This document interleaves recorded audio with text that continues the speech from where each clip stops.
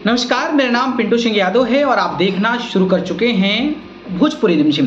दोस्तों देखिए, कल मैंने आपको बताया था कि भोजपुरी इंडस्ट्री के पावर स्टार पवन सिंह को बीजेपी टिकट दे सकती है। हालांकि इसमें कितनी सच्चाई है और क्या संभावनाएं बनती है, इस पर हम चर्चा करेंगे। हालांकि जब मैंने खबर किया तो लोगों को लग रहा है कि ऐसे कैसे पॉसिबल हो सकता है, लेकिन एक बात आपको पता होना चाहिए कि चुनाव है और चुनाव में बहुत कुछ होता है, पॉसिबिलिटीज बनती है, संभावनाएं होती है। और ऐसा मैं नहीं बल्कि तमाम बड़े न्यूज चैनल्स भी इस तरीके की संभावनाओं को अपने चैनल्स के माध्यम से साझा करते हैं। तो पवन सिंह को बीजेपी क्यों टिकट दे सकती है, इसके बारे में हम विचार करेंगे। और आप लोग अगर वोटर हैं तो अवेयरनेस है आपके अंदर, एजुकेशन है आपके अंदर, तो आप भी इस पर जरूर विचार कीजिएगा कि एक एक सीट 400 पार के लिए कितना ज़्यादा इंपोर्टेंस हो जाती है।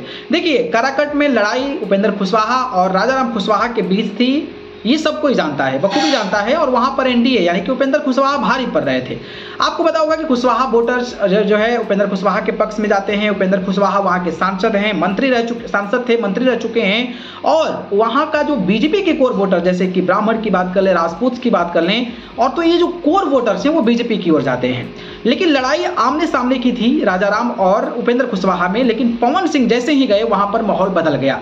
पवन सिंह के जाने के बाद जो है दो फैक्टर्स काम करने लगा। पहला फैक्टर्स ये है कि कुशवाहा के बाद अगर कोई कम्युनिटीज आती है तो वो राजपूत समाज आता है, और राजपूत समाज अगर कोर इकट्ठा हो जाता है तो उपेंद्र कुशवाहा के लिए बड़ी मुश्किल हो सकती है। और वो राजपूत लोग जो हैं वो शामिल हो भी रहे हैं, ऐसा तमाम मीडिया चैनलों के माध्यम से पता चल रहा है।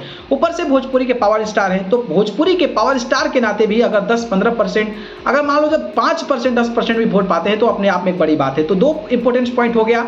तीसरा चीज ये हो गया कि पवन सिंह बीजेपी के सदस्य रह चुके हैं, कई सारे लोगों को जिताने के लिए अपनी अहम भूमिका निभाए हैं। तो बीजेपी के जो वहां पे कोर वोटर्स हैं वो भी जानते हैं कि पवन सिंह कितना ऑनेस्ट व्यक्ति है। हालांकि चुनाव नहीं लड़वाना एक अलग इशू हो जाता है, लेकिन वोटर का एक कनेक्टिविटी जो है वो कहीं ना कहीं सामने आता है। दूसरी तरफ देखें तो उपेंद्र कुशवाहा में वो जन सैलाब नजर नहीं आ रहा है जो पवन सिंह में नजर आ रहा है। और उपेंद्र कुशवाहा वो एक ऐसे लीडरशिप नहीं है, एक ऐसा उनके क्वालिटी अब नहीं रहा बचा है, पहले थे अब नहीं है कि भाई उपेंद्र कुशवाहा जो हैं वो जनाधार को पूरे बिहार में बचा सके। और लगभग ऑलमोस्ट जो है आधा सीटों पर चुनाव भी खत्म हो चुका है, तो भाई आधा सीट पर बहुत ज्यादा फर्क पड़ने वाला नहीं है।